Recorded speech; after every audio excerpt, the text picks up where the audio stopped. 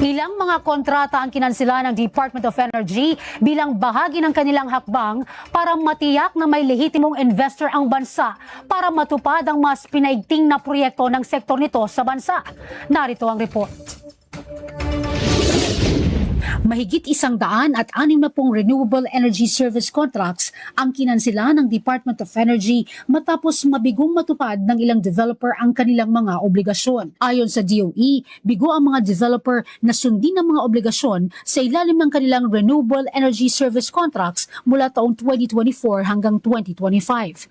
Ayon kay Energy Secretary Sharon Garin, umaabot sa may 17,904.02 megawatts ang kabuoang potensyal na kapasidad ng mga kinansilang kontrata. Pinakamarami sa mga ito ay mga solar energy projects, 59 sa kabuuan na may potensyal na 12,271.29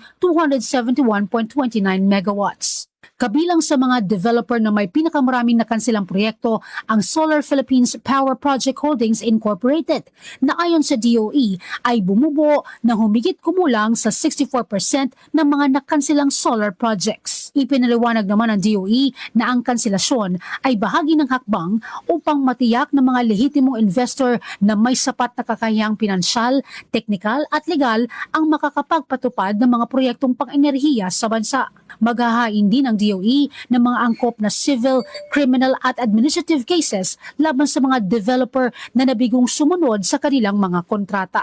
Posible namang umabot sa humigit kumulang 24 na bilyong piso ang mga penalty na haharapin ng Solar Philippines kabilang ang performance bonds at iba pang obligasyong pinansyal. Bubuksan ng DOE sa mga bagong developer ang mga nakansilang kontrata at ilalathala ang kumpletong listahan sa opisyal nitong website.